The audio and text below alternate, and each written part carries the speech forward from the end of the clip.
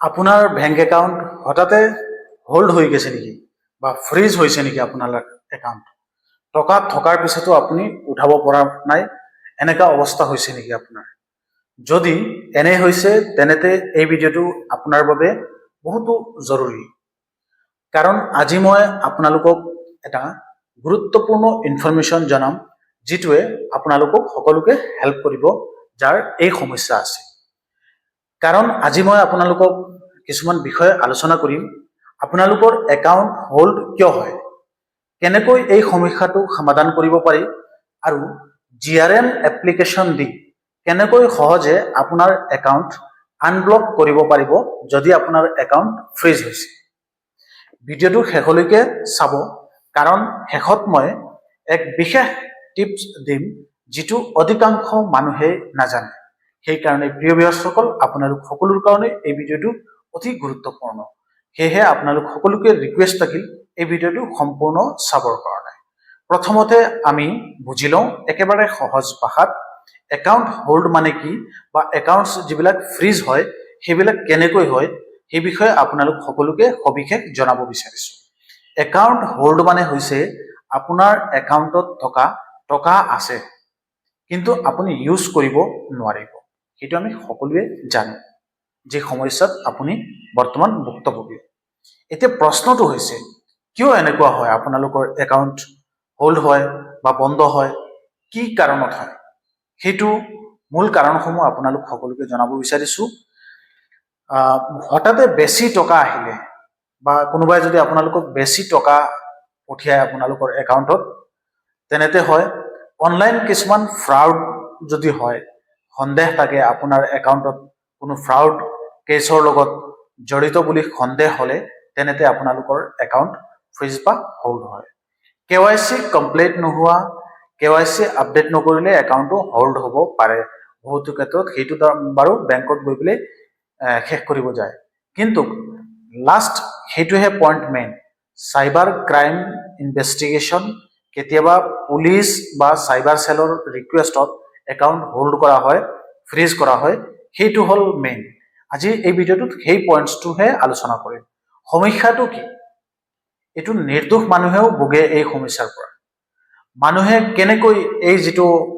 মানে জাল আছে সেই জালত কেনেকৈ মানুহে ফচে বা নিজৰ একাউণ্টটো কিয় বন্ধ হয় আমি এই ভিডিঅ'টো যদি আপোনালোকৰ একাউণ্ট বন্ধ নহয় তথাপিও চাব নিশ্চয় আপোনাৰ বেনিফিট হ'ব আজিকালি হৈছে কি জানেনে কোনোবাই আপোনাৰ একাউণ্ট নাম্বাৰ লৈ ইলিগেল ট্ৰানজেকশ্যন কৰে ফৰ এক্সাম্পল আপুনি কাৰোবাক একাউণ্ট নম্বৰটো দিলে তেওঁ আপোনাৰ একাউণ্টত অলপ টকা দিলে আপুনি তেওঁক কেছ পইচাটো দি দিলে আৰু তাৰপিছত আপোনাৰ একাউণ্ট ফ্ৰিজ বা হোল্ড হৈ যায় কাৰণ এইবিলাক মানে ফ্ৰড যিবিলাক টকা আছে সেইবিলাকৰ টকা যদি আপোনালোকে লয় একেবাৰে চিম্পল উদাহৰণ হিচাপে আপোনালোক সকলোকে বুজাই দিব বিচাৰিছোঁ কোনোবাই আপোনাক কয় মই আপোনাৰ একাউণ্টত অলপ টকা দি আছোঁ অনলাইন আপুনি অলপ অনুমতি দিয়ক আৰু মোক অলপ কেছ টকা উলিয়াই দি দিব এটিএমৰ পৰা আপুনি সহায় কৰিবৰ কাৰণে দি দিলে এতিয়া আপুনি অনুমতি দিলে সেইটো ফ্ৰাউড ট্ৰানজেকশ্যনো হ'ব পাৰে কাৰণ সেই মানুহজনক আপুনি চিনি নাপায় চিনি পোৱা মানুহৰ পৰা যদি আপোনালোকে ট্ৰানজেকশ্যন কৰে তেতিয়াহ'লে এই সমস্যাটো হোৱাৰ চান্স কম থাকে কাৰণ তেওঁক চিনি পায় ফলাফলত আপোনালোকৰ একাউণ্ট হোল্ড হ'ব অচিনা মানুহৰ লগত যেতিয়া আপোনালোকে ট্ৰানজেকশ্যন কৰিব অচিনা মানুহৰ লগত যদি আপোনালোকে ট্ৰানজেকশ্যন কৰিছে আৰু আপোনালোকৰ একাউণ্ট হোল্ড হৈছে তেনেতে এই ভিডিঅ'টো এতিয়া চাওক এতিয়াৰ পৰা আপোনালোকক ষ্টেপখিনি জনাম এতিয়া মূল বিষয়লৈ আপোনালোক সকলোকে লৈ গৈ আছোঁ মূল কথাটো হ'ল ইয়াৰ বাবে আপুনি কৰিব লাগিব জিআৰএম এপ্লিকেশ্যন ছাবমিট যদি আপোনালোকৰ এপ্লিকেশ্যন বা আপোনালোকৰ একাউণ্ট যিখন আছে সেইটো হোল্ড হয় বা ফ্ৰিজ হয় জিআৰএম মানে কি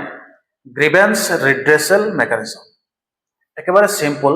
কেনেকৈ আপোনালোকে ফৰ্মখন পাব ক'ত পাব সেই বিষয়ে আপোনালোক সকলোকে জনাম মানে আপুনি আপোনাৰ সমস্যাটো অফিচিয়েলি বেংকক জনাব সেই জিআৰএম ফৰ্মখনৰ জৰিয়তে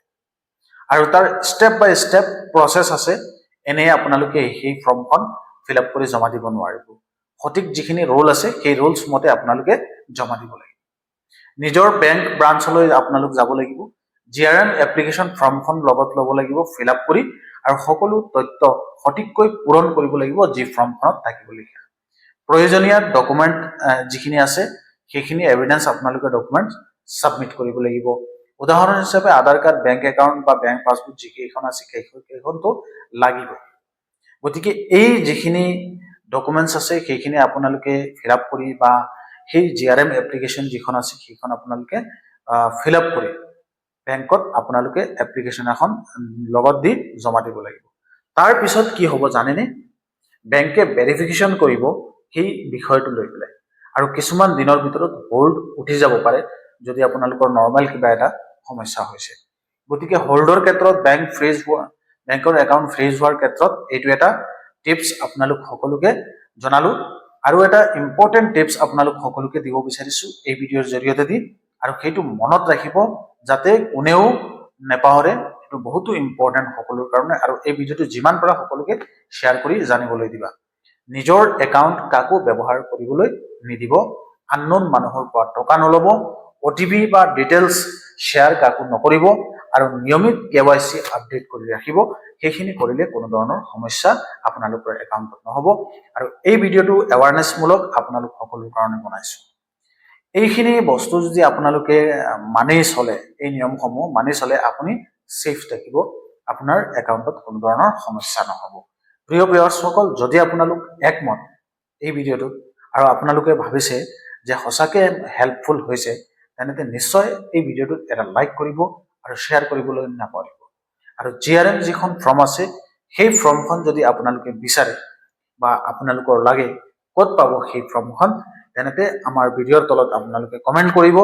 আমি আপোনালোকক এই GRM ফৰ্মখন কেনেকৈ ডাউনলোড কৰিব পাৰে সেই বিষয়ে আপোনালোকক সকলোকে জনাই দিম।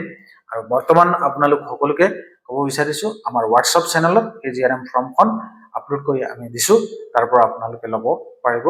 বা গুগলত গৈ পেলাই যদি আপোনালোকে সাৰ্চ কৰে GRM ফৰ্মখনৰ বিষয়ে, অট'মেটিকলি আপোনালোকে পাই যাব, সেইটো এভেইলেবল আছে।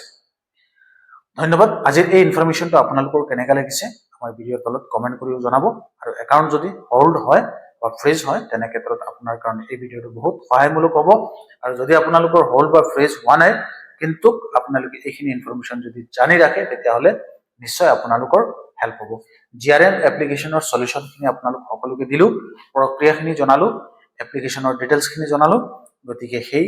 হিচাপে আপোনালোকে কামখিনি কৰিব। ধন্যবাদ। পৰৱৰ্তী সময়ত নতুন এটা টপিকছত লগ পাম। আজিৰ ভিডিঅ'টো ইমানতেই। Thank you. জয় আই অসম।